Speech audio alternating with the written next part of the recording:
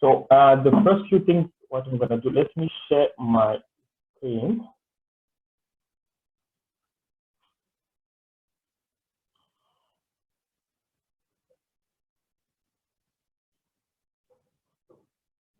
Okay.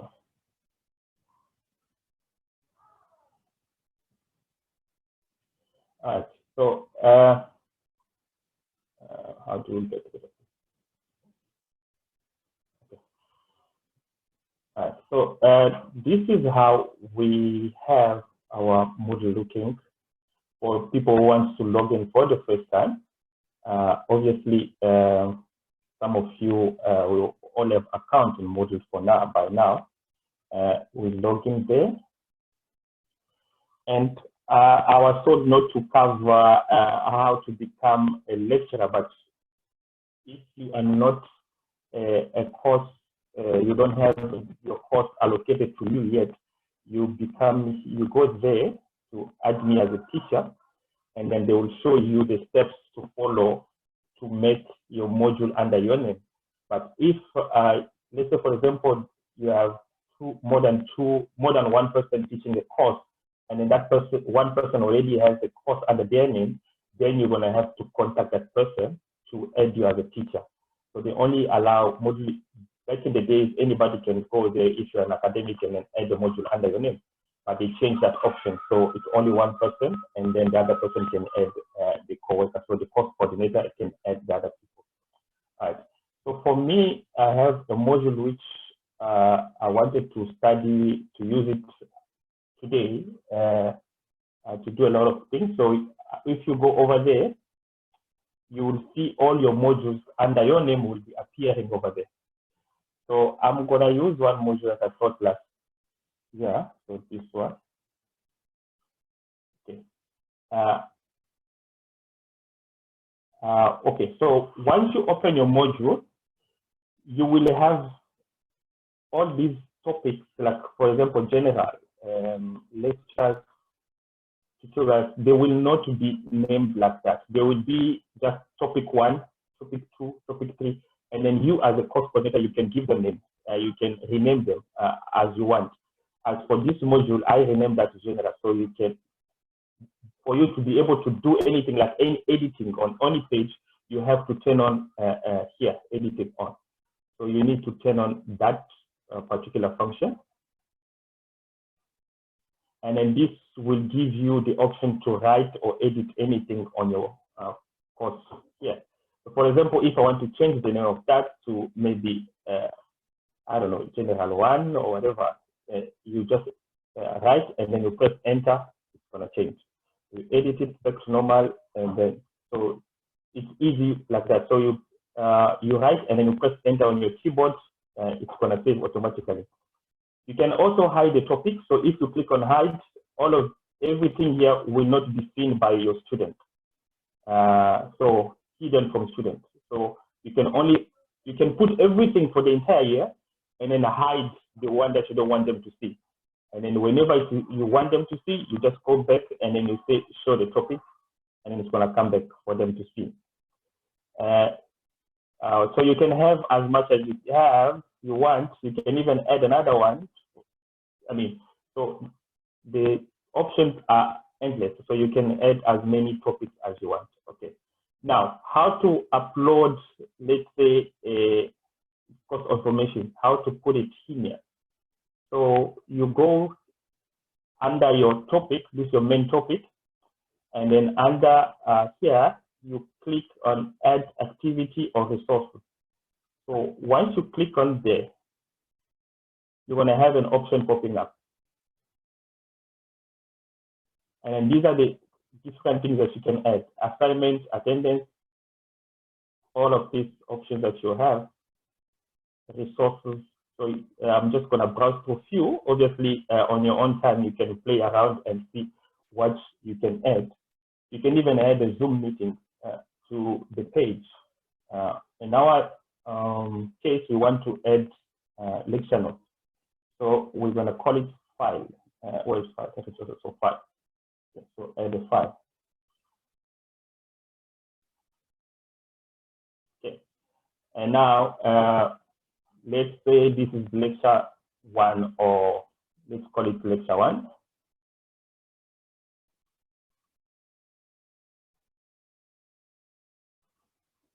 And then if you want, you can put a description, but it's not really recommended. I mean, it's not really a must. You can put what is the lecture 1 all about, and then display this on the base content. You don't have to stick this, but it's up to you what you want the student to see. Okay, and then you can find your PDF format where it is on your computer.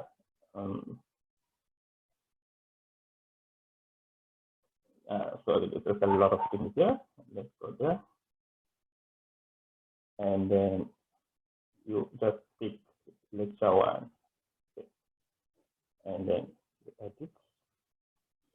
You can save it as lecture 1 because I already saved all my modules as lecture 1, 2, 3, 4. So I don't have to change it. But if you want to change, you can. And obviously you are the author, and then upload it.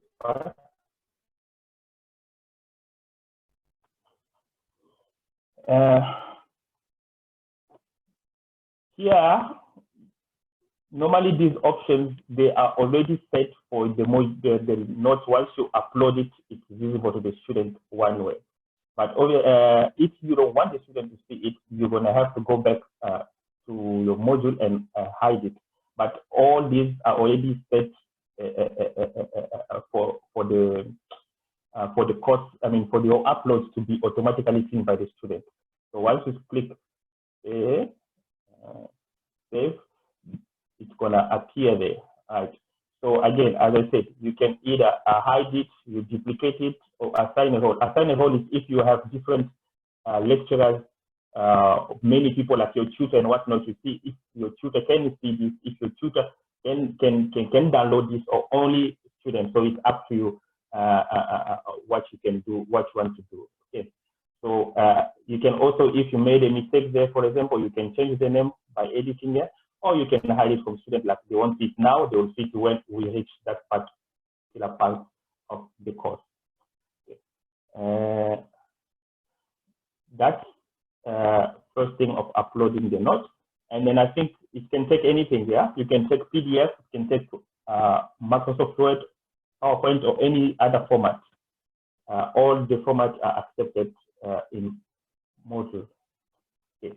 So that's the first part on uploading the notes. I don't know if there is any question before we continue.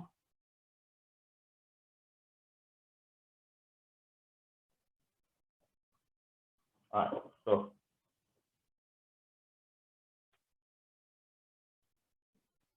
okay, so it seems everybody okay, so we can go ahead. Okay, the next part is to make an assignment. People submit an assignment online. All right, so I'm going to show you. I already had an assignment, but I'm going to show you how to set it up, and then how you can go ahead to make students able to upload the assignment online, so they don't have to come to you. They can upload it online. So again, same procedure. You go there, add an activity, you choose assignment, and then you add it.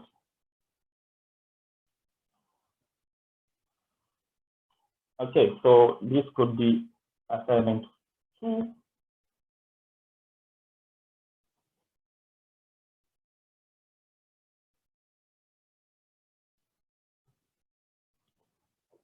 And then you can maybe say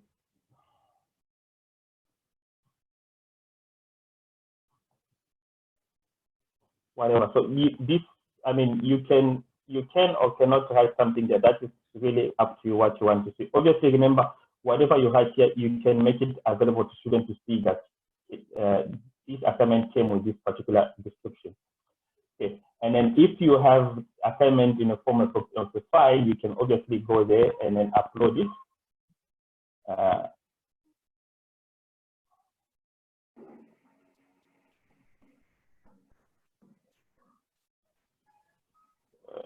This is assignment 2.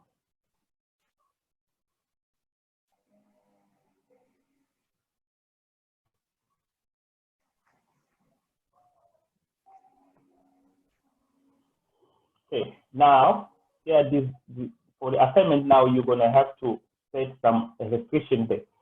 So for example, it's gonna be available from today, and then when is the due date?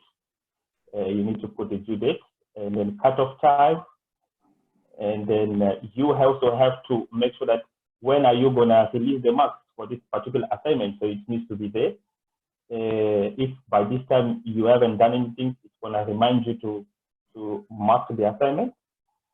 And then do you want it to type text or to submit a file? If you want them to submit a file, you click on file.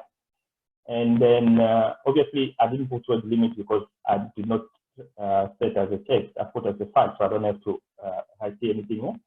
What's the number of maximum files? So normally it's just 1 or 2, depending on what assignment you're giving them. The size of the file that they're gonna put. Okay, so it's up to you again. What's the size? And then acceptable file type. For example, do you want PDF or do you want everything?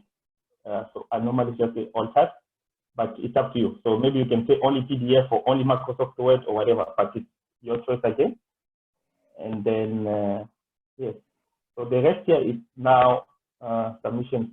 Let's see on that. Okay, so yeah. Okay, that one I never opened before, but I don't think you need to change anything over here. Submission setting. Then again, here, all the settings have been made that you only have to change the ones that are open. So once we put that assignment, you'll see availability and submission type. Those are the ones that are open. The ones that are closed, usually they're already set to default.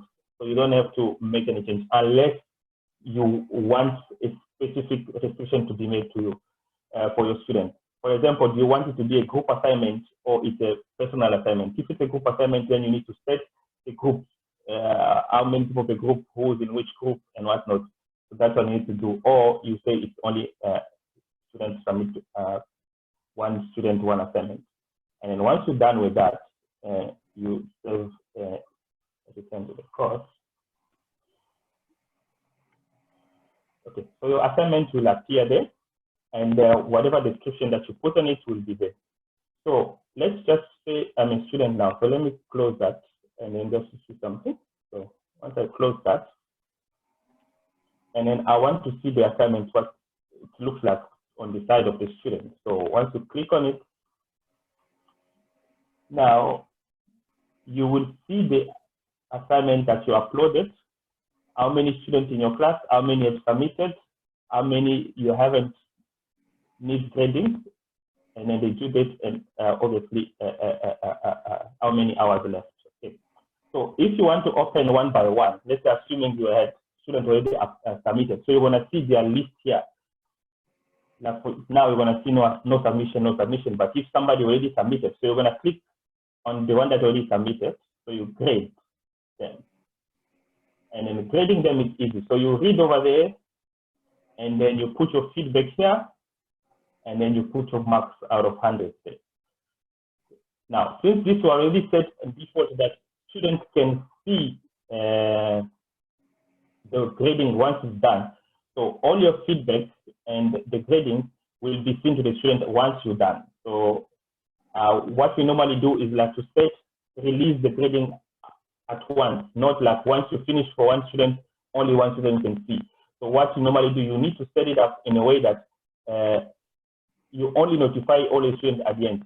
So here is, once you finish, if you do not untick this one, these students will be notified that your assignment has been marked. So you finish one, you get notification, you finish one, you get notification.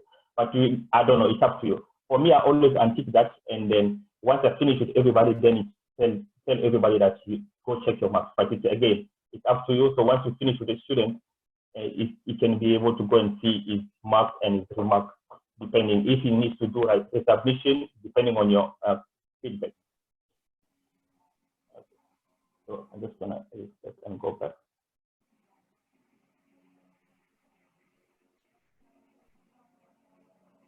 Okay. Yeah. So On assignment, I don't know if anybody has a question because I know I've been told I'll speak very fast. I don't know if we need to slow down for someone. Yes. Yes, that's, I think that's the hand I could see.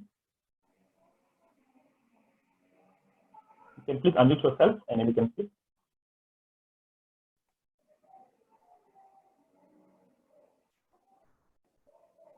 Yes. Yes. In terms of assignments, online text, there are two options. One is file submission, another one is online text. If you choose online text, will it support mathematical equations or is it just a text? And okay, I never had that option before. Like I never chosen that option before, but I don't think it's gonna allow online because if you're using the keyboard, it's gonna be like you. I don't think the formula equations will be accepted. No. Okay, thank you. If you have to type on a computer now. Yes.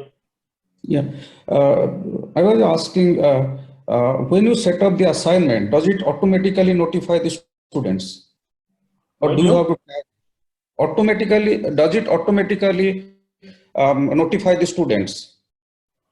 Yeah, if you do not, I think okay, I'm just gonna go back again just to show you. You see when you are grading the student. No, I'm not talking about the grading. I'm talking about when you set up the assignment. Oh, when you set up, no, it's not gonna show that. I'm gonna show you the next one is how to send the message to students. It's not gonna notify them. Yeah, it's not gonna notify them. Yeah.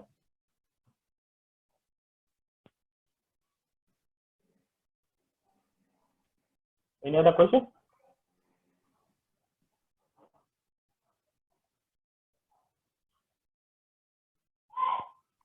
Okay. All right. So now the next is to send an email to students using Moodle. But I don't see any other question. Right. So we have an option here, announcement.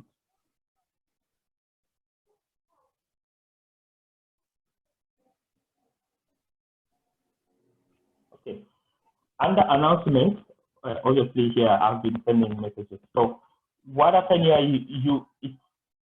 announcement is kind of like a black email to everybody registered in this module. So if you have your tutors, once you put an announcement here, everybody who is under this particular module will receive it.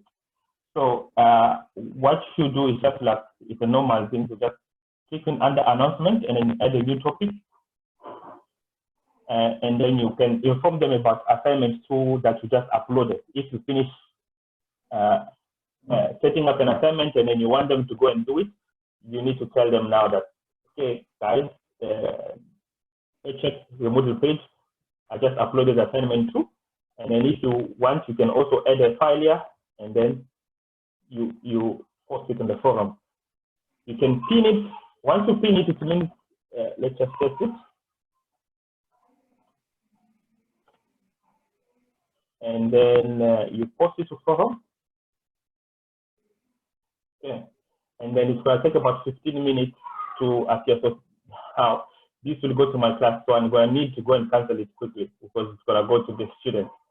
Right. So you will see, so you have about 15 minutes to edit it before it goes to the student. So once you write an announcement, they give you a grace period. Do you want to set it or do you want to edit anything? So like for my case, I need to cancel it, otherwise it's gonna go to the class. Okay, so I need to go back to this one. And then what I'm gonna do is I'm gonna delete it. You have delete, are you sure you want to delete it? Okay, so I'm gonna delete that. But anyway, so that's how you do it. So you add a new topic and then you send an email to the students. You don't have to go through SMS. You can do it via this same platform. I believe this answers your question, Billy. Okay. All right. Yeah, I don't know if we have any other question on that.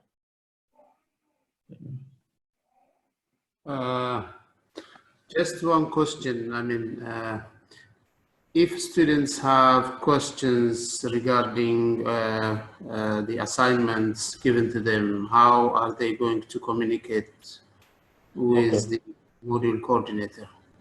Okay, yeah. So again, under announcement, because obviously this is on the lecturer screen, that's what you're gonna see. On the student screen, they also can reply to the announcement on Moodle. So they can come here and reply to the announcement. They can either reply to you or to everybody in the class. So that's how you will be interacting with them. But otherwise, if it's a particular module, I mean, it's a particular assignment, like this assignment 2, I just put, and then I send them an email. It's either they come to your office or email you. For now, since we are doing social distancing, they're going to do an email, and then you're going to take it from there.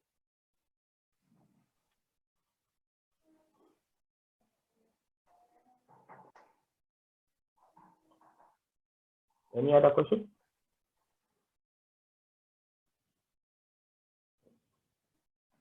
Okay, now the next one would be a little bit fun because it's about the quiz. Because now quiz is a little bit complex, but obviously we will understand it. And then most of the quiz here are multiple choices, which are very easy and short questions. But obviously, let's get into it so that you can see how to do it. But it's a little bit complex, so I'm going to be going it one step at a time, so one format at a time, because it's a bit complex. Yeah. All right. So again, what we do is we turn on our editing before we do anything.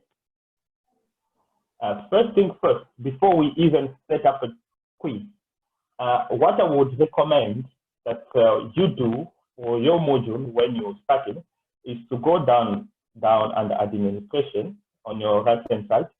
You go down there, question bank. So question bank, that's where you save up all your questions for the entire module, if possible. Okay. You just need to break it down in this format. So let's click on it. Okay, so let's just go back again. So under question, so you see you have category. So if you click on categories, it's better you click, you set your question by category. So normally what we do is chapter 1, you can call maybe all the questions for chapter 1, you put it under chapter 1 question. And then that will be the category. So you come here and then you name the category, maybe chapter 1. Okay, and then you're going to put your description if you want, but otherwise it's not needed. And then you add the category. So now you're going to see chapter 1 is appearing there as one of the categories. So it means now, if you want to add questions on chapter 1, so you just click there. And now we create questions of whatever that you want to do in chapter 1. Okay. Now there are two ways of adding questions on your question bank. First one is you just add a new question and then you do manually here. Or you can import them from, if you have them already on your Word document somewhere. That will be easier way to do. You just take all these questions there and dump them here. But now, importing questions, they don't come from Microsoft Word. So you need to convert your questions into another acceptable format. So let's assume you already have questions saved somewhere. Let me see, where did I save them?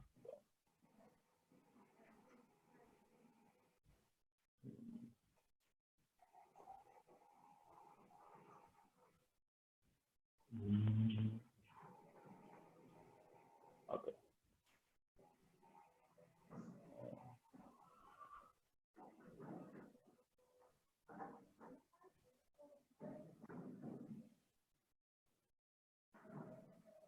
Okay, can you see the PowerPoint, the Word document? No.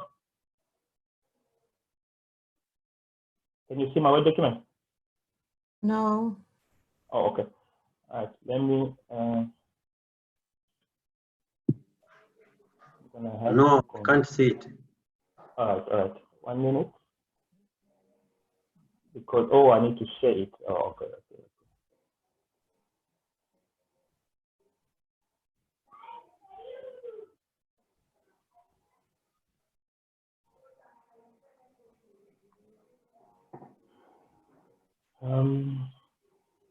Why it's not coming up?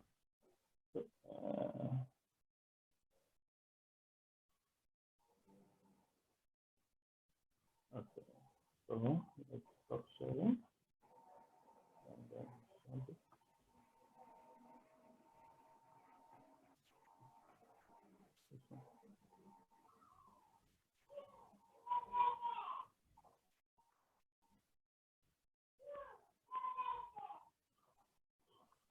Okay. Can see it now. Oh, okay, no, thanks. We can see it. Technology. All right. So this is okay. This is how you need to set. So first things first. Let's say you have a bunch of questions. You have, let's say, 20 questions. What you need to do, you need to remove the question number. You had obviously question 1 year and then whatnot. You need to remove all of them. So you just leave them blank like that, okay?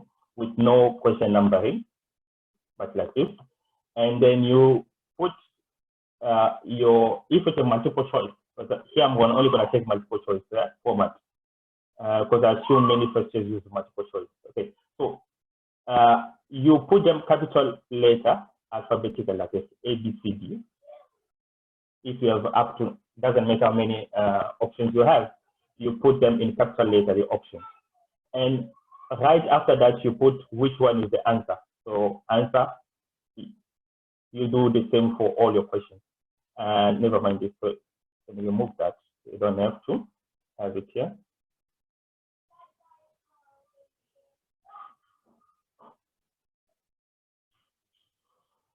Okay, so you set them this way, and then make sure that there is no space between your question and your answers.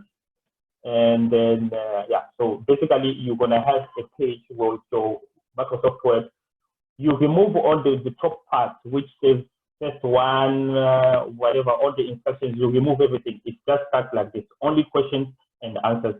No question numbers, no spaces, and then your answers will be in capital letter, followed by which one is the correct answer, like that.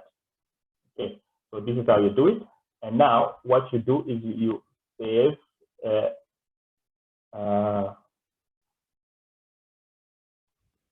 let's say desktop. You save, I don't know, you save it as a plain text. Can you see that? No. Okay, so I believe I'm gonna have to show you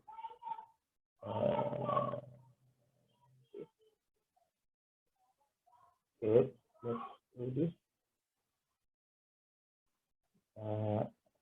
I need to show you that. So after converting, it's gonna be in this format. I'm sure you are all familiar with this format, right? So it's gonna be in this format, in a plain text, like a notepad. So you save it somewhere on your desktop in this format. Okay. So this now is ready to go on Moodle when it's on this format. Otherwise, it's not going to be accepted. So obviously you're going to need to check it. All your questions are there, your answers are there before you obviously put it up. So you need to check it this way. Okay. Once that's done, let's go back to our Moodle.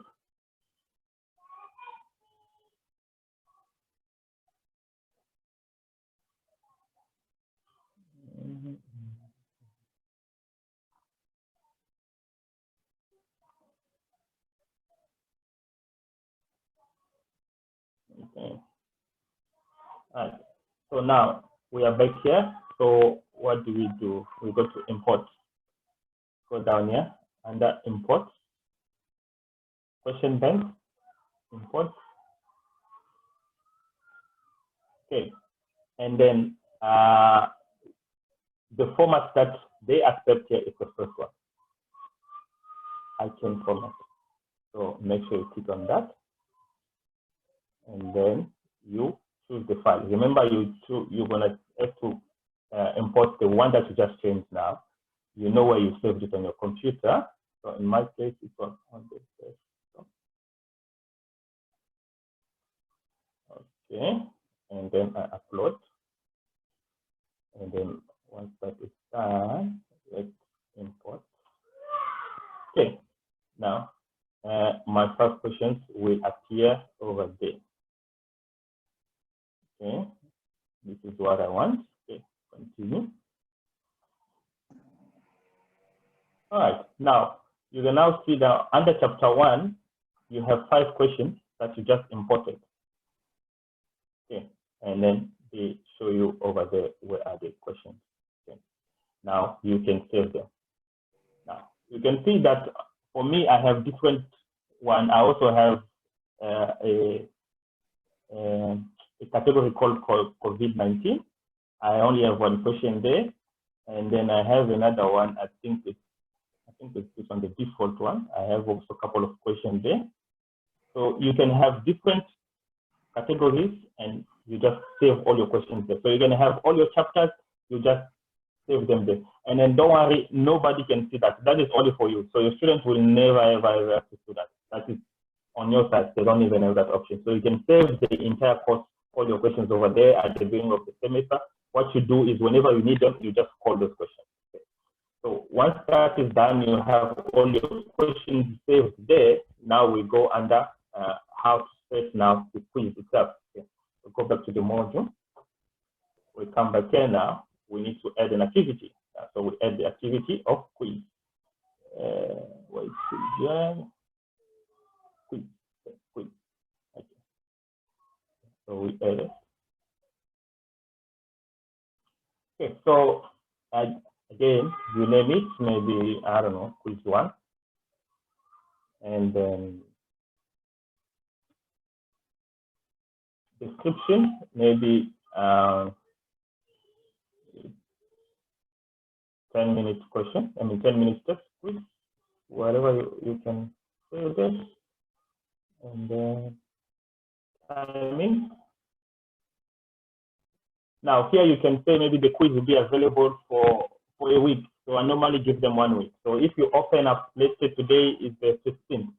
So you say you open up today, you need to enable there. So today at 4 p.m.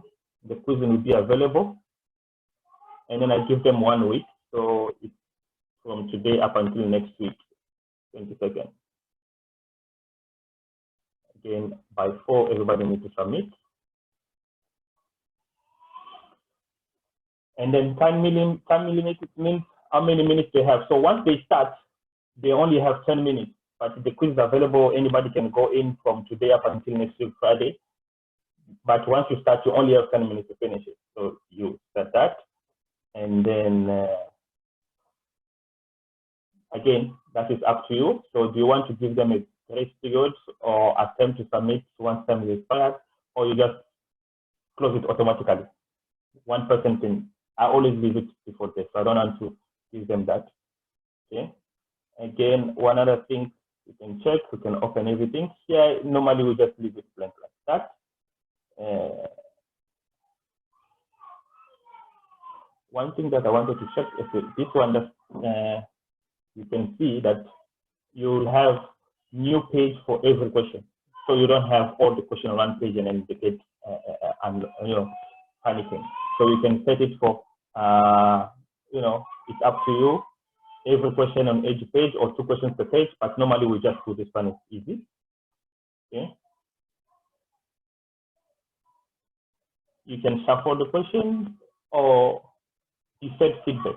So this one is means, do you want them to see that they are wrong after they finish the question, or they need to finish the quiz, then they can check whether they were right or wrong? Or because we can just set up like a testing quiz or a quiz for them, they are just trying it out, not like for marks. But if for marks, obviously you don't have to, you can just put adaptive mode, so it's only they are testing out. But obviously just try it around with it. One lecturer is different from another. For me, I always set it as the first Okay, once you do that, gives you, so again, Sorry, from one person to another. Roger, Yes, can I hello? just ask, what's the meaning of adaptive mode? Adaptive mode is you give them an option to see, because if you put an adaptive mode, if somebody who's trying it out, we're calling that like you are not, it's not for marks. Okay, so they can try, they make a mistake, they can see that no, this one is wrong. You show it because it's gonna highlight that you are wrong, and then they try again, and then they can see they have about 2 or 3 attempts. Okay. Until they get it right. Okay. All right. Okay. Thanks. And again, if it's for marks, you can set adaptive mode, but also for every attempt, they deduct maybe 20% of the marks. So let's say the question is out of 10, they get it wrong, 20% is gone, and then they try it again, but it's up to you. Okay. All right. Yeah. Thanks. Okay. Again, so this is where you're gonna do the setting. Okay. These are very overwhelming, but obviously, once you have time with it, you will try to see which one works better for yours and for your module and for every assessment here. All right. So the appearance, show the user's picture, and I don't really need that. I don't really need that, so I'll just leave it like this. Extra restriction on attempts. Some people, what they do is like only people who came to my class will try this test, and then I give them a password. So maybe we give them a password, and then for them to write that particular quiz, they need to remember the password that you gave them in class. So, but I mean, obviously, I mean, we don't do that now. Given the sentence we are not, we don't need to give people passwords. We just leave it blank now.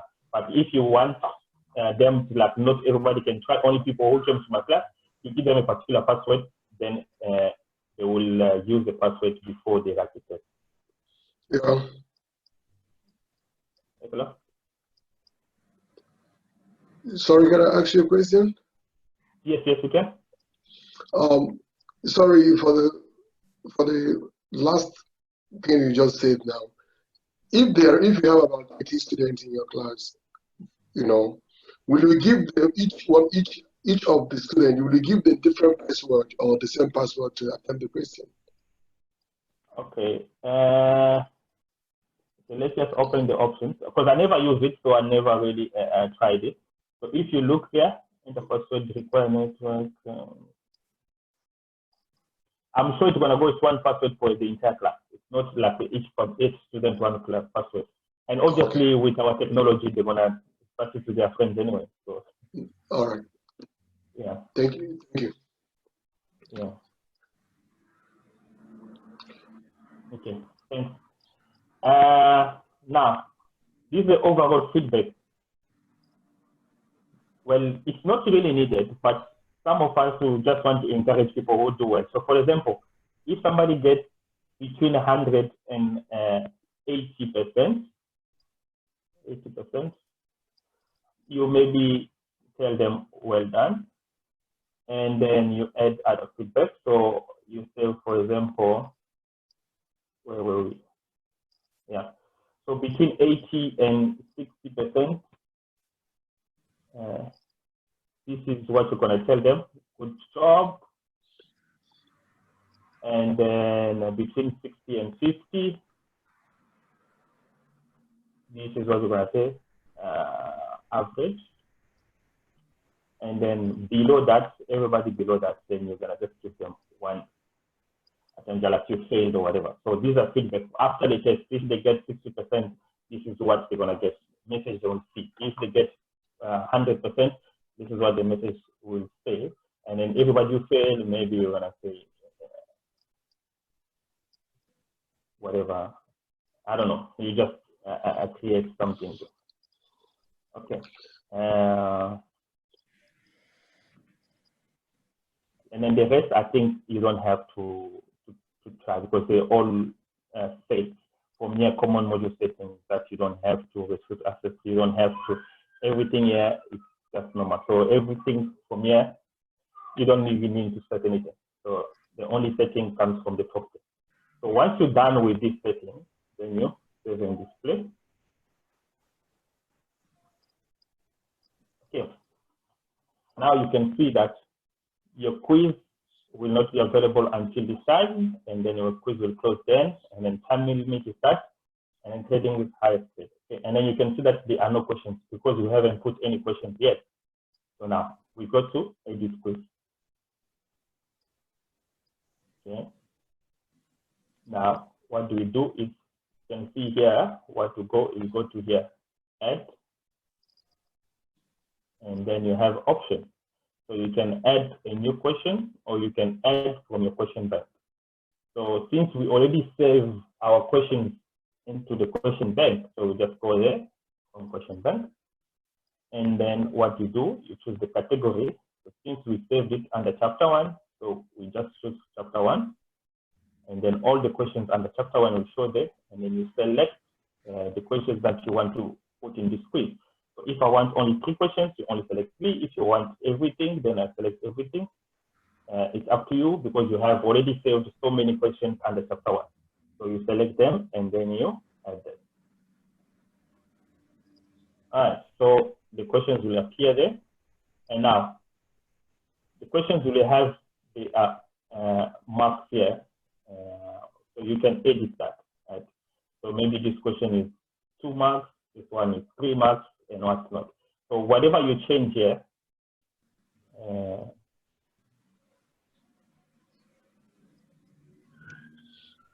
okay, let's say that one is 2. You press enter, and then this one is 3. So this is what, and then that is one. So you can see the total now is 10, and then that is 10. But if the total is more than that, you obviously need to come here and change. So let's say, for example, now this is 5 marks. And then the total mark is 14. But you see here it says 10, because this is the default one that came with the test. So you need to come here and change back to 14. All right. So it's going to come back like that.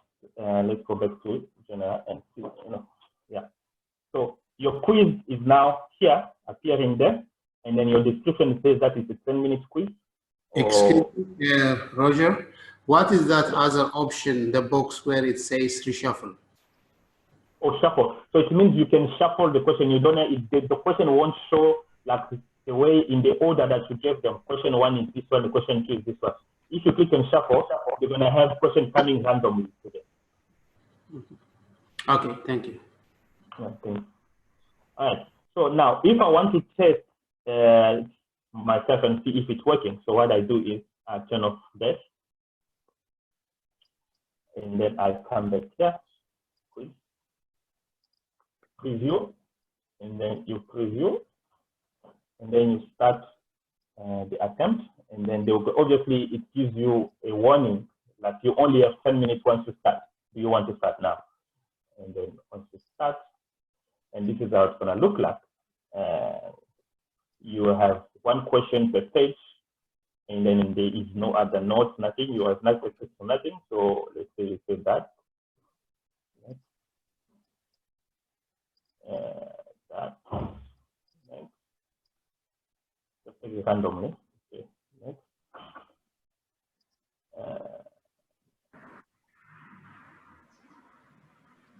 Okay. Okay. Now, it's going to show you that. Submit and finish. Once you finish,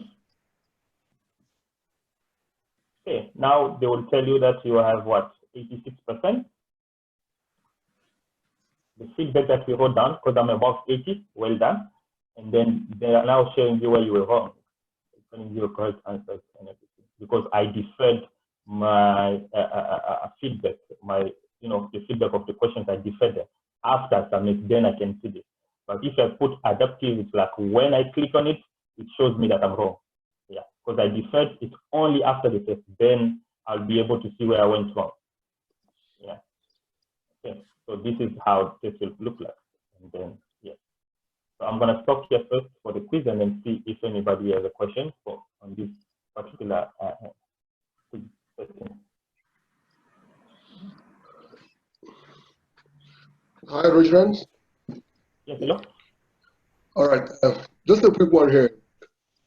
This module or this software, does it only accept multi-purpose question, or they write like set up a normal a test or quiz for the student for them to write, they'll solve it and submit it online?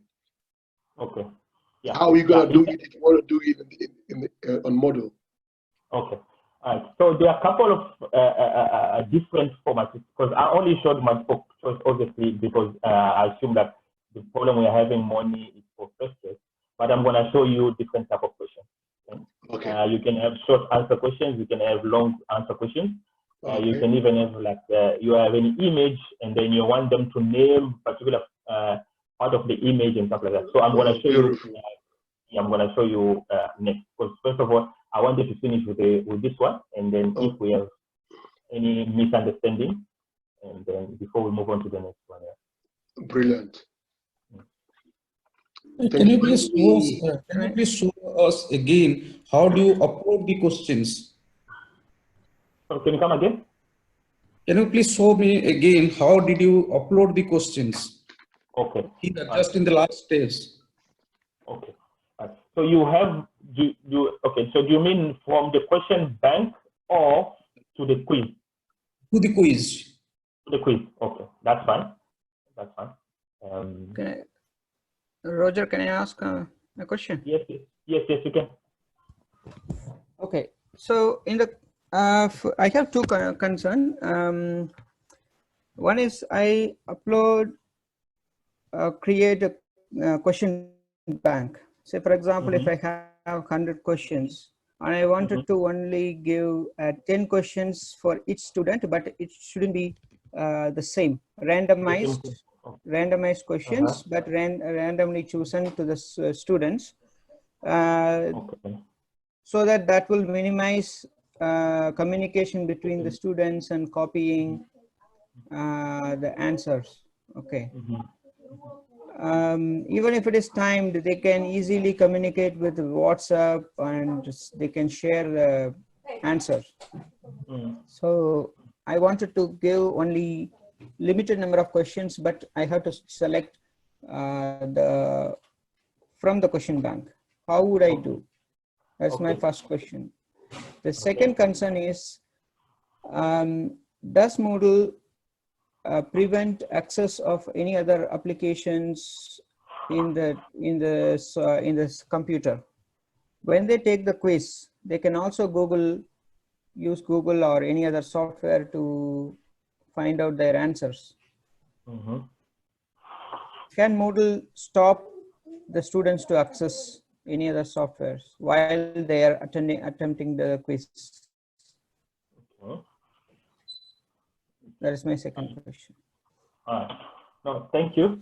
The second question, I do not see unless they are using in a phone, then they won't be able to access another website. See, like when you put it on one question on page, so it closes everything else on the website. Like, I mean, for example, they won't be able to access to the notes in that particular module, but they won't be able to open another website. It's kind of like another restriction that won't open anything else until you finish this. That one I do not know, and I don't think it is, but we can always follow up with the ICS, and they can advise us on that. If they open Moodle, they won't be able to Google anything else or to try to find an answer somewhere else.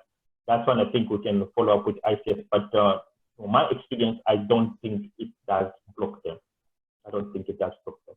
But all we can do on our side is to make sure that each question that we set them, let's say, for example, in our case, we had 5 questions, and then we check that those questions, if you're not doing something else, it will take you 10 minutes to finish this question. So it restricts them. So even if somebody has come to Google, they don't have enough time to Google everything and come and answer them. So your questions need to be timed in a way that you don't allow students to do something else while doing your quiz. But to block them, that one I don't know. I don't think it does block them. On the random question for each student gets random quiz, that's one I think there is a way to do it, but I'm not familiar with it yet. I can find out from you and then communicate with everybody who's attending, maybe afterwards, once I find out how to do it. And then I'm going to send an email just to update everybody on how to do it. But I think there is a way of doing it. It's just that I'm not familiar with it yet, but I can always send an email afterwards. Thank you. Okay. Back to the question that, yes, hello? Hello? Yes, hello. Oh, okay. Can I have, so you want to upload the question? Yes. Yeah, before, I just want to remind the list that I haven't forgotten. You want me to reply on how to upload the question. I'm going to show you once everybody asks questions, then we're going to do it one more time. Yeah. Yes. Yes, you can ask the question. Look. Okay. Just to buttress lastly on what you have said, there's no way we can restrict them from checking other platforms. It's only by timing them. Okay, my own question is, you uploaded a Word document.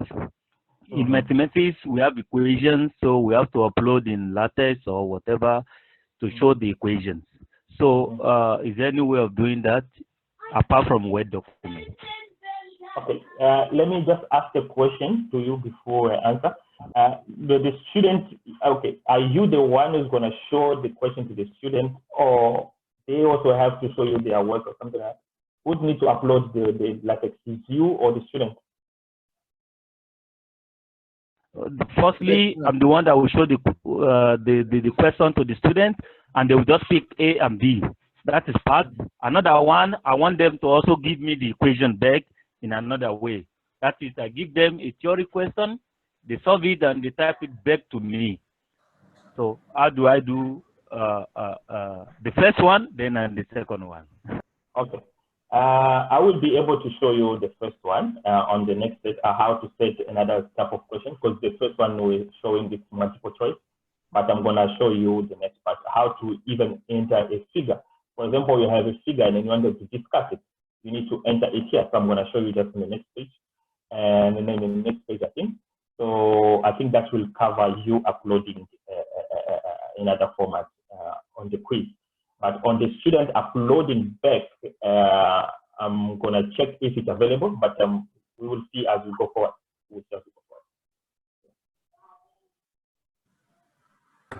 My question is, I think it's somehow related to this one. In the, in the question that you upload from Word, necessarily you don't have only multiple choice. You can have figures inside, you can have pictures or equations. So when you change that into a simple text, then all except the text, the rest is going to be disappeared.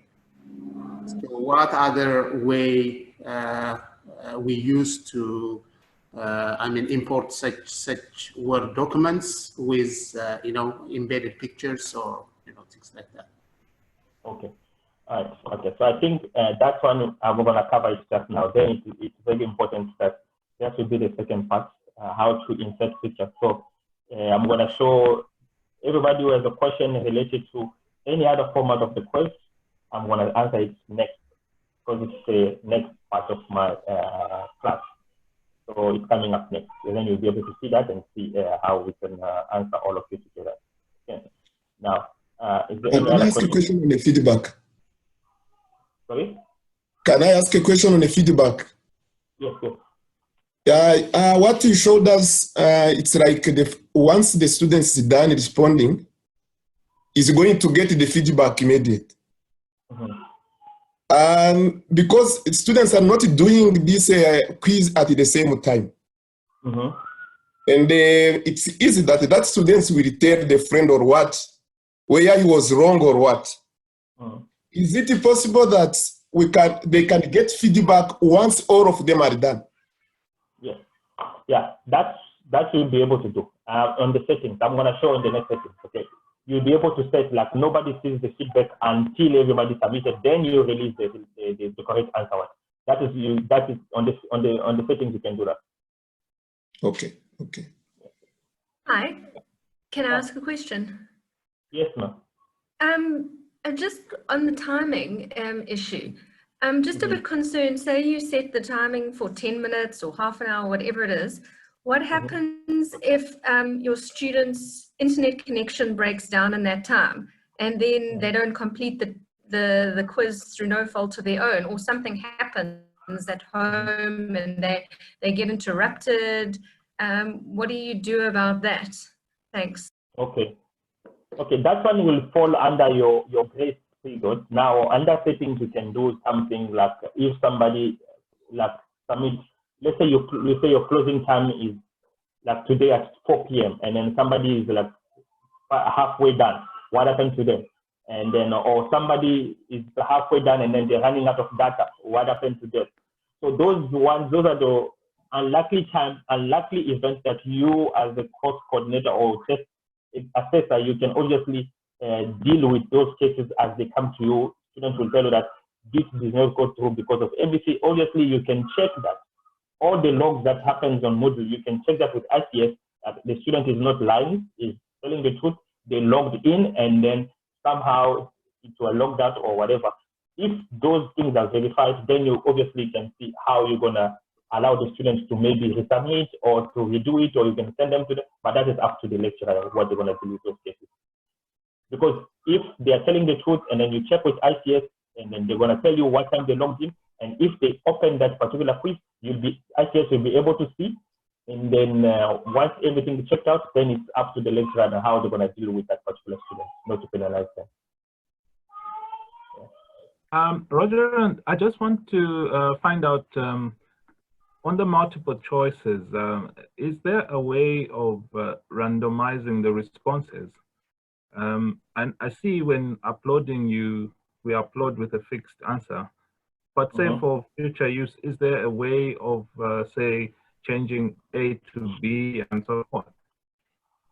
Okay. In the same test or different tests? I wonder if it can be done in the same text. Is it possible to do it, or is it just static? The questions will just be uploaded as they are. The only change, the order of responses will be the same. In terms of the order of options will be the same. What I'm asking is, can the order of options be changed?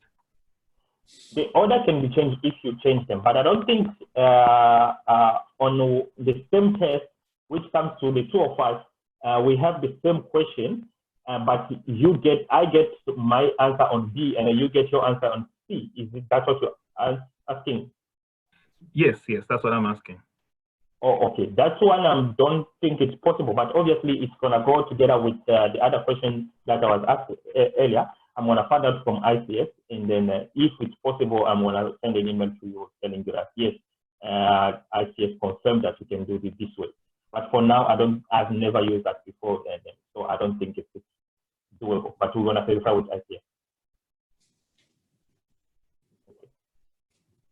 All right. So before we go to the next setup of questions, yes, Roger? Yes, ma'am. It is possible to randomize your answers on the same test. Is it the same question like that I just answered now? Like you have a different answer and then I have a different answer for the same question? Yeah. Okay, no, that's one I'm gonna check with ICS and get back to you, because I've never used it before, so I don't. I'm gonna find out and get back to you. Yeah, no, you can. Okay. All right. All right. So I had a question on how to upload the test. This question. So let me do it quickly before we move on to the next one.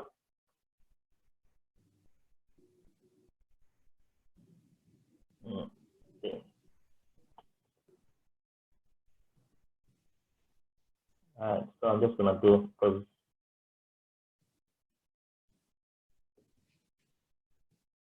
All right. Timing, same thing. I'm just going to leave it blank like that.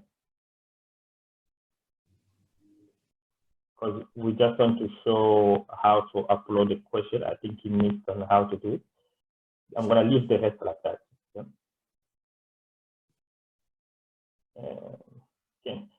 you come back here, you click on the quiz, and then you edit quiz. On edit quiz, this is where you add the question. Okay? So you click here, there's an add function here. So add, you have all different options. A new question is where you need to type a question. Let's just take an example. So if you click on new, now you have these options showing up. Is it a multiple choice? Is it a true or false? Is it matching, short answer, numerical, essay? So you have all these options, which you're gonna go through just now, and then drag and drop marker, whatever. So you see you have a lot of options of tests available. So it's not only about multiple choice. I showed multiple choice because many of you do multiple choice, but these are the options that you have of questions that you can put. Okay. You can see the select the correct word, missing word, random question, random short matching, okay. Embedded drag and drop. So for now, let me just choose true and false, okay, just to show how to add a question. And then let's say this is question, let's say question 1. And then true and false today is what?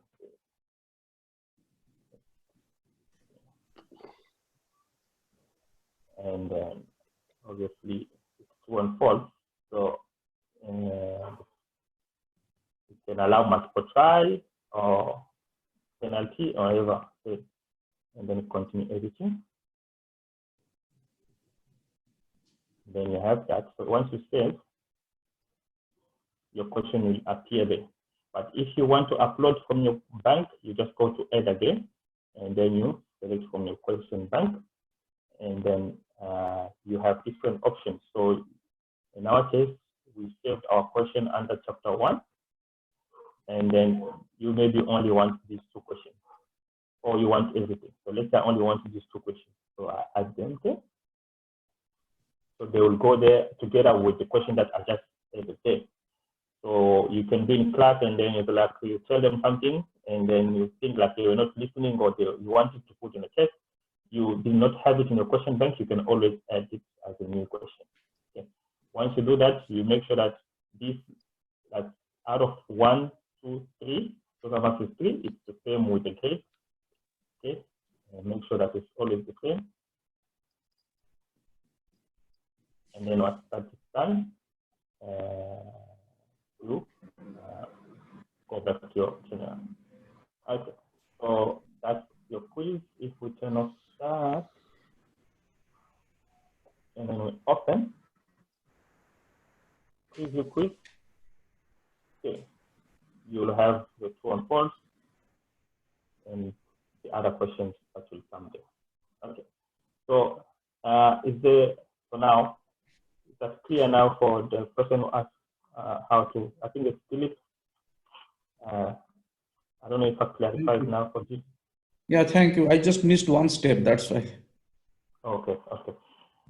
So now let's now try to ask to add another question, maybe with figures, because everybody's asking about that. I have a figure and I want to put in the question. How will that do? So and remember now, once you already set a quiz like this, I cannot go and you cannot go and add another question. So it's done. That quiz is done. So you need to create another one. Okay. So that's why I keep on adding, because I cannot edit and add a question on it once I close it. Okay. So let's add a quiz now,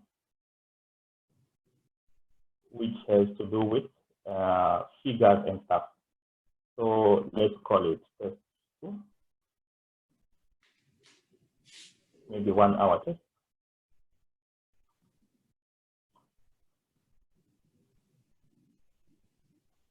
Okay, so again, it's up to you. I'm gonna leave this setting, so I assume that for now you know how to set up there, and everything else here you know how to set up. I'm just gonna go straight to the question.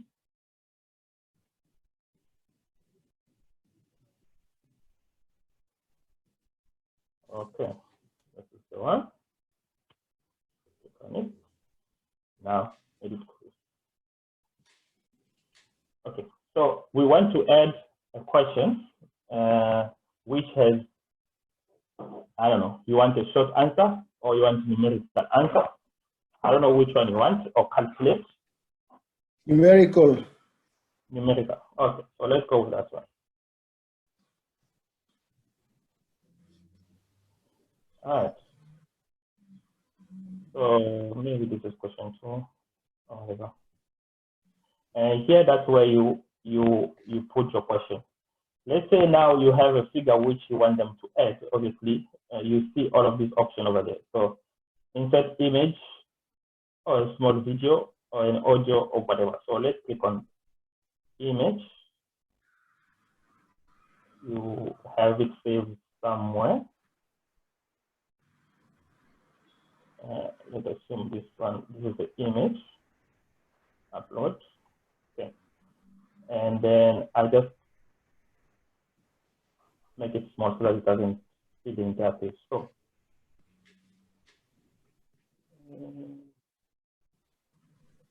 display this image for somebody who cannot see it. So maybe for me it's a logo. This is not necessary. Okay. All right. So you insert your image into the question, and you can say whatever you want to say, maybe define or discuss whatever. So if you have a format which is not accepted, like it's not a Word document and then it's your LaTeX, you just take a screen grab of it and make it in a picture, and then you insert it over there, and then you say, give a description or whatever.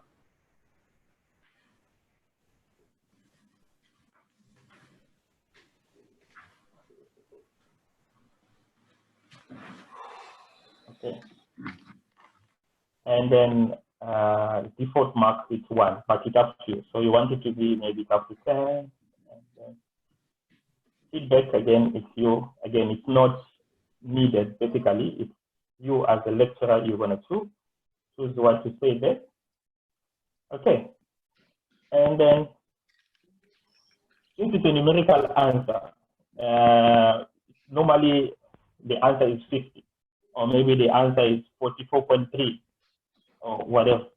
So you put now the answer is 50, and then what's the percentage error you allow for them to be right or to be wrong, you know, and then the grade. Yeah, they put it on. Okay, so they put it on multiple choice. Okay, so here you say if somebody gives you 50 and exactly 50, they're gonna get all the marks. And then if it's maybe 48 point something, they will get maybe, I don't know, 90% of the marks. It's up to you. Normally what we do, you just give them everything. You just give one option, 50, and then you just get it. So you don't have another option and whatnot. But the lecturers are like, okay, I'm going to give them a range. That's how you put a range error, maybe 2%, 1%, 10%, and whatever. And then the rest, you just put it. Okay. And then units, we normally leave it blank, but it's up to you again, depending on what it is that you are doing. And then remember, they always have an explanation of what everything is. So for example, for this one, if you do not know what that is, you click on that, and then they're going to give you the definition. I mean, what do they mean by that particular function? So they always have a help function for everything that they put on Moodle. Okay. All right. So again, here you can go through it. I never use a numerical version before. I always use multiple choice. But again, we can go through this, and then you check if it's a unit used, only numerical value added, option if it's not entered. Again, depending from what you are asking, you can choose the corresponding one. And again, once you're done, you just save it. I'm really looking forward to see how this one will look like. Okay, so let's now assume that you have another question. This time around, let's choose an essay. Maybe. Sorry, Roger. Yeah. Hello. Yes, hello. Hi, Roger. I'm not sure if you can hear me. There's something wrong with my mic. I'll try and speak loudly. I just want to know if there are maybe 3 answers for one question. How Okay, do you then? Hello, can you hear me? Yes, I can hear you now. Okay, so in the numerical question, there are maybe 3 answers. Not just one answer. If there are maybe 3 answers that you require, how do you add that on Moodle? Because I can see that you only had an option for one answer. If there's 3 answers for that one question, what do you do? Oh, okay. Okay, I see.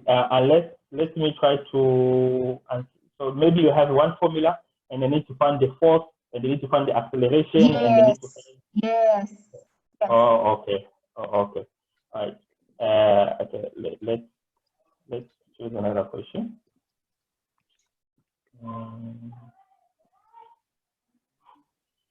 All right. So I think it should be under that one.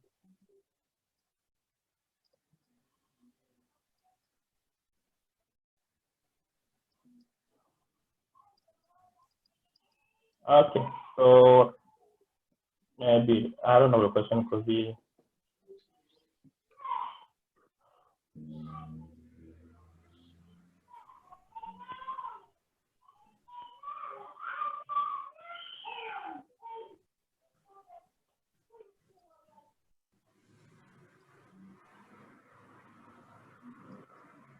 Okay. So you have 3 different answers which are needed. Okay. So here, that's when now you're gonna have to.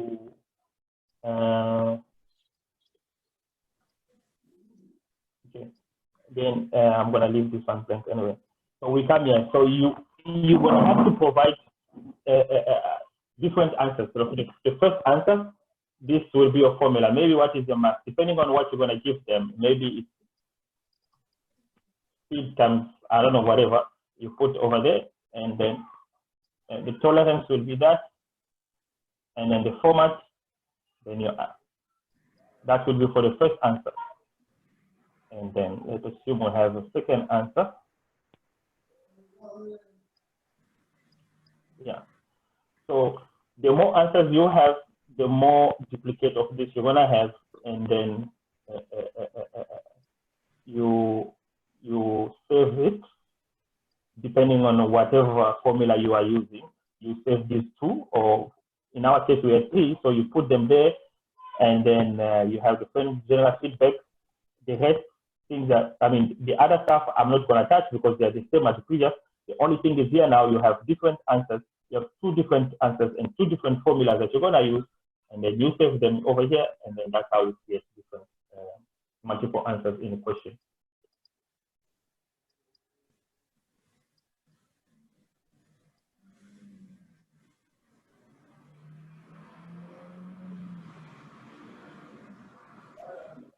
Not going to save because I did not put anything. Hi, Roger. Thanks. That Yes, explains it well. Yes, hello? Hi, yeah, no, that explains it perfectly. You still went to numerical. Still a numerical question. You say for the numerical question, yes? It was still, I somehow missed that step where you select the question, type of question. Was it still a numerical question? I don't think I got that question correct. Can you hear me now? But you are breaking off and you are very soft, so I don't know if anybody heard you because I don't know. Can you hear me now? Yes, now I can barely hear you, yeah? Okay, no, sorry, I think what's wrong with my mic. I'm screaming at my laptop here. Mm-hmm. I just somehow missed that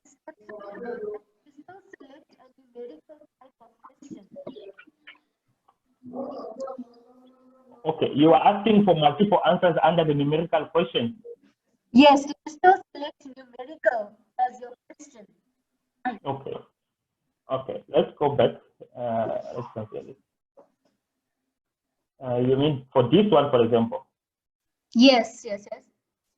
And then you have multiple answers. Okay.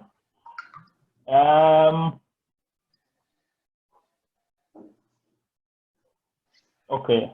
I'm gonna have to confirm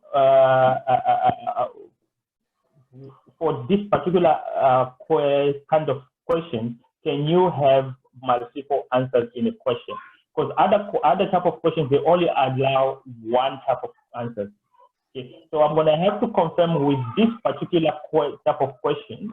Can you have maybe find X, Y, and Z in the same question?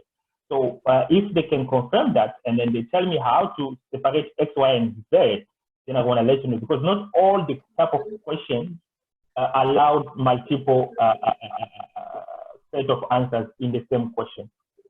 Okay. All right. Thank Yeah. you. Thank you. Okay. Thank you. Okay. All right. Again, so let's try another type of question. Maybe short answer is easy, obviously, and then matching is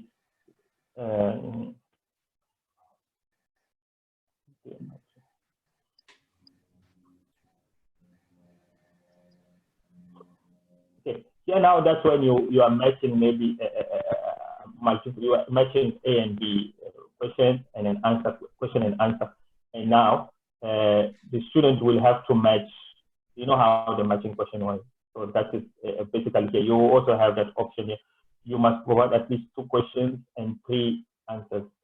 You know, provide extra wrong answers and given an answer. So you have all the instructions there. So you just drop them there, and then you can obviously tell them which one is the right one, which one is the wrong one, and then the student will have to match the right question and wrong question. So I mean, the option is available. So I want us to go back to show you how it's going to look like when you have an image. Okay, so let's assume, save that. And then, yeah. Okay, so that's this one. Review quiz.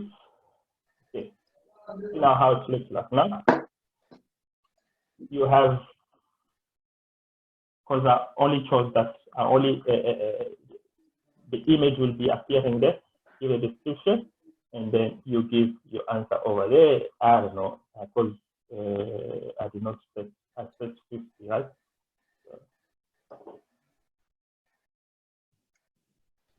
Yeah.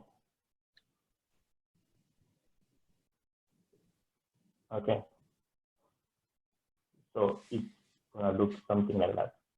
So I don't know if I answered the question which had images and different formats to upload. On converting, maybe they wanted to convert the LaTeX, which has different images, and upload it at once in your question bank. That's one I cannot confirm. I only know that if you have images and what you need to add them, the question one at a time. So if you have questions with image, you need to do one at a time.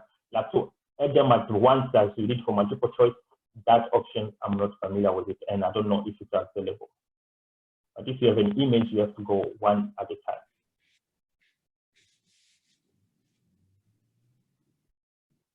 Roger? Yes, sir. What file format of images should be to upload?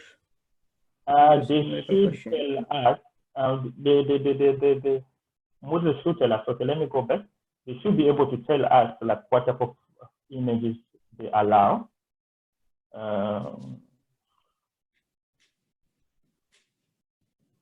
But I believe the standard one.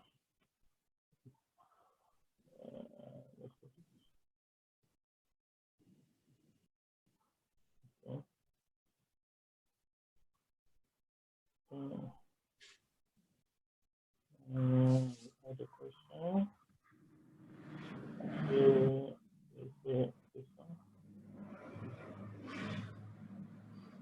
Okay, question one. Okay. let's see. Image. They're not putting anything. So I think they can take anything. Because normally they're going to tell you which one is allowed and which one is not allowed. So since they're not putting any, so I believe they're going to take any format. Because usually they're going to tell you which format is acceptable. Yeah, but here they didn't specify. Okay, so that's obviously there. As you can see, guys, there are a lot of different type of questions that I cannot go through to everything. Obviously, on your free time, you can play around and see which what each function does, and then you can see and study through that alone. When you click here, you see there are different type of questions, drag and drop. I mean, there are so many that you can obviously learn by yourself on your free time. So since our time is coming toward the end, one thing that I needed to do is to go through a few options that I think it's very important. It's under administration. Okay. So you can see, if you click under user, for example, if you click under user, you can see who is in your module. Let's say you want to add your tutors to be part of the module so they can access the course. You don't have to email them all the time. So what you do is you call a whole method, and then you okay, so let's say you want to add somebody, manual enrollment. Yeah, so I want to add someone in this course. So what you do, what is this option? So I want to say I want to add a tutor. Normally the tutor will put them as non-editing teacher. So they can have the same function with you as you, but they cannot change or add anything on your course or whatever. So we do that, and then you put what is the search? So you search the student number. Let me just check the random student number that I have. Yeah.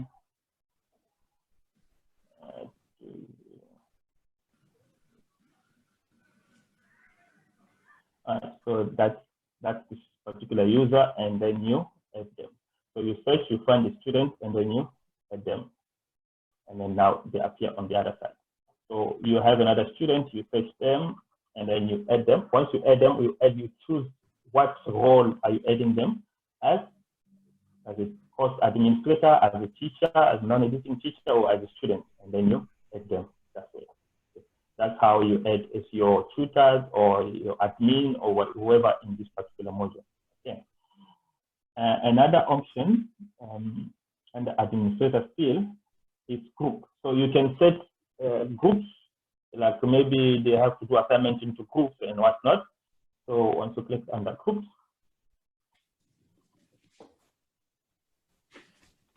okay. So you edit group settings, create groups, or you can just do auto create group. It's up to you how you want it. Do you have a list already done, or do you want them to give them a group randomly? So you do that, and then number of groups. You say maybe how many members per group. Let's say 3.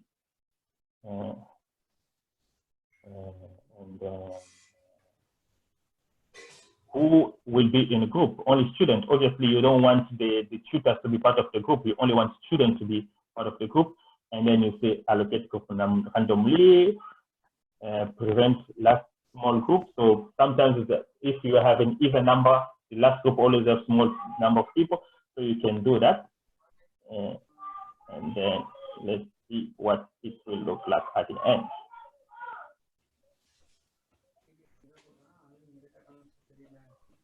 Okay, so it gives me now group A. These are the students in group A. These are the students in group B. So it randomly gives me the group, and then what I tell is that I can submit that, and then you have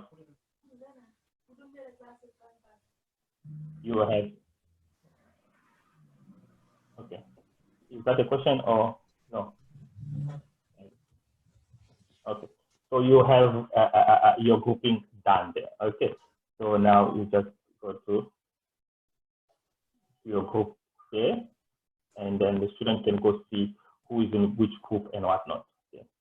Because you did it randomly. And then these are the people who are not in the group because they are obviously not students. And then, oh, okay. One thing, I don't know if I did it at the beginning of the course. I wanted to show you this. Oh, I think I did. Like, is to hide a course. For example, I upload all these lecture notes, all these tutorials, but so far we are only doing tutorial 2. So I don't want them to see the solutions for tutorial 2, for example. So I just come here and then I'm gonna hide the solution. They're not gonna be seeing that. And then I hide that. They're not gonna be seeing that as well. Only when I think they've done enough tutorial, then I can open it up for them to see it again. Okay. So you can do that. You can upload everything and hide it. And obviously, remember, when you hide, you only hide from students. Your tutors, if you have tutors, they can see that. Or if you have other lecturers, those lecturers can see that. It's only students who won't be able to see. Yeah.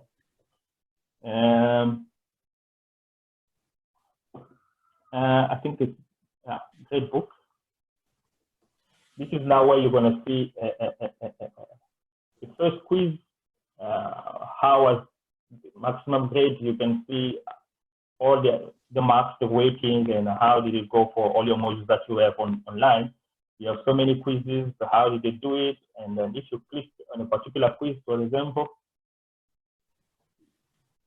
okay, so just now, because it was a testing, otherwise you will see the name of all the people who passed. How did they do it? How did they pass? How many, how many failed? You'll be able to see that. Because since this was just testing out, it doesn't have details here because we were just testing. See, nobody did it because we were testing. But otherwise, it's going to show you.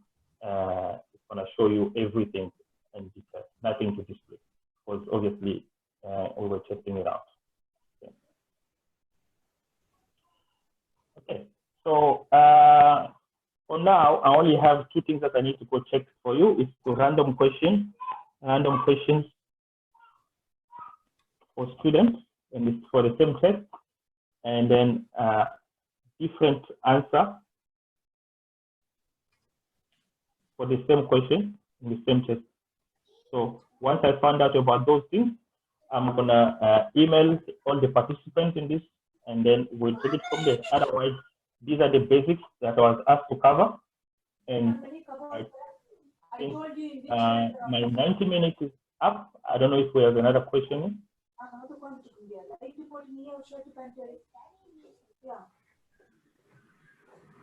Hi, Roger. Can we add YouTube videos to this Moodle? Okay. Yeah, this was recorded. I'm gonna ask Velda to upload it, but everything we're doing was recorded, so she'll be able to put it up available on the UKZN. I'm not sure. I think it's a repository or UTLO page, and then she'll be able to send it to everybody. No, my question was YouTube resources like teaching materials and all that. Can we upload? Like for Moodle? Yeah, in Moodle, like a video of a particular subject or particular. Oh yes. Let me just show you.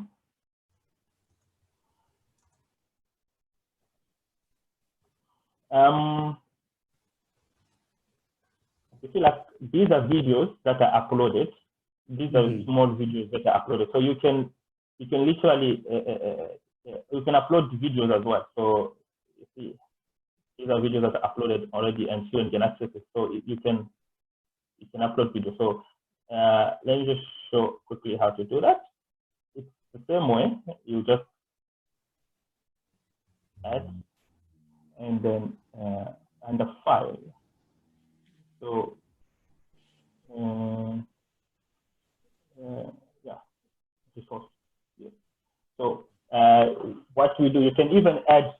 You see, you can add a video. You can add a YouTube page. You can add URL page. You can add Lightbox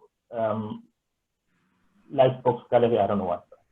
You can add a book. You can add a folder. You can add. So once you check everything under here, you'll see that you'll be able to add actually anything. You can add anything. You make it as simple as possible.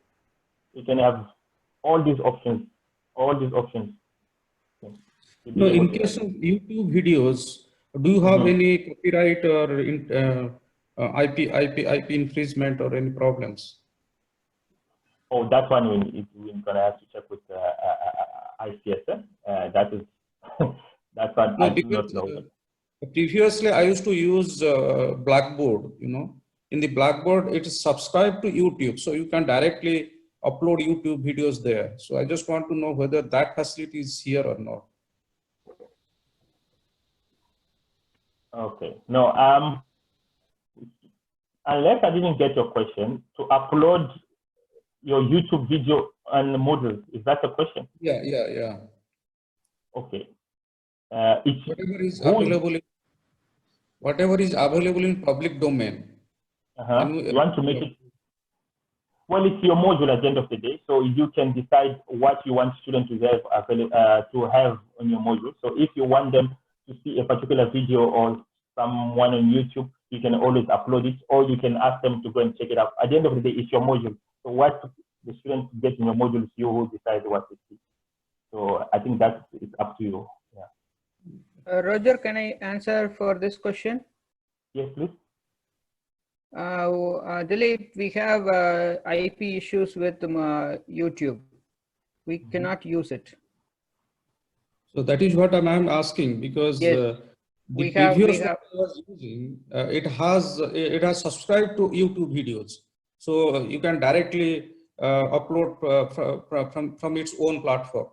But here, if you cannot upload that, can you give the URL or the link? Yes, I think, but we have IP issues. Yeah, that's the problem. Yeah. Okay. No, but I don't think you really need to upload. You can always tell your students to go to YouTube and search a particular person if you can't upload it. You just give them the name of the video, and then they're gonna go on the YouTube on their own time, and then they can search it if we cannot upload it. Yeah. Okay, thank you. Yeah. Roger, excuse me. Yes, sir. The IP issues are, for instance, if we record our lectures and put them on YouTube, that's where the IP issues. But referring our students to YouTube, there's no problem with that. Yeah. That is acceptable. Yeah. Because obviously anybody has access to YouTube, so you can actually tell them to go to YouTube and see something. But I think it's us uploading that's the problem there. That's right. Yeah. Okay. I have a question on how to see the register. It depends now what kind of register do you want, because I want to show you something. You can actually see who logged in, how long they were, what were they doing, and then how long they were there. Let me just see. It's under user.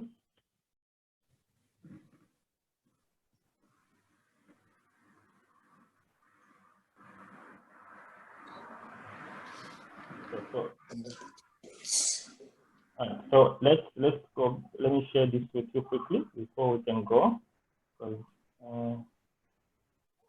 Somebody asked.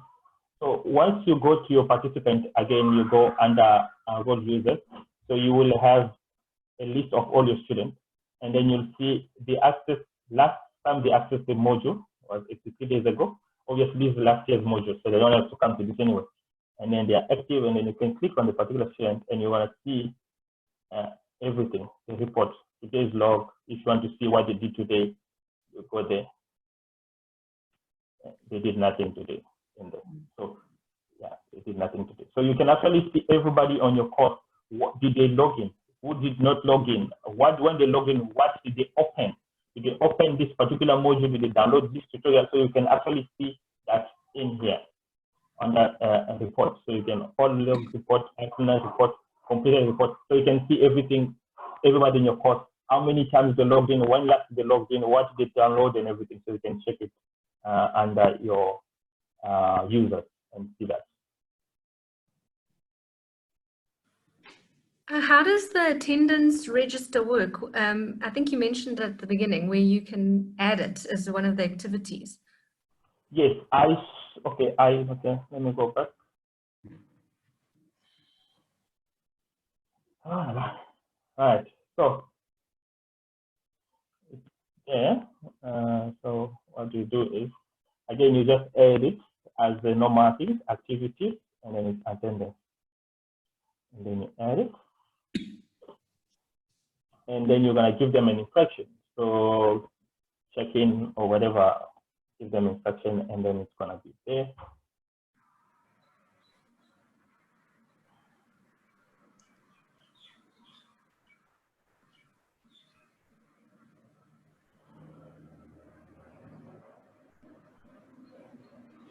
Okay, so when they log in, it should be appearing over there, because now obviously there's nothing just created now. So every time they log in, they need to go to the attendance, and then you create a session. Maybe you say today, for a week, obviously, because they're not going at the same time. You create a week from on this day. Today is Monday, so you say for midnight, for example, and then check in.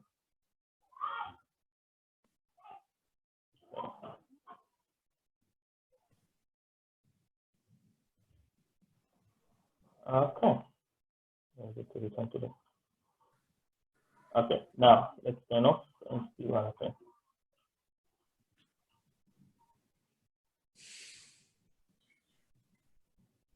Okay, so now when you come on this particular date,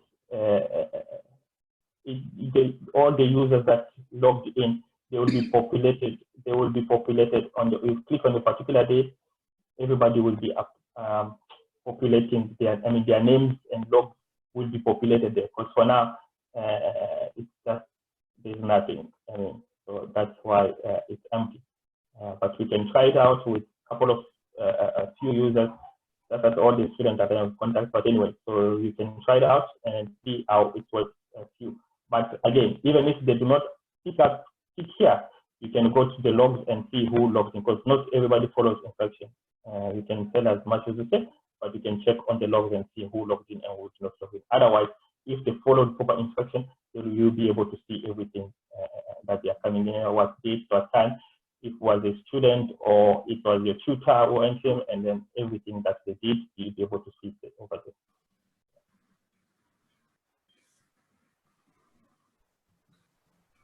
Okay.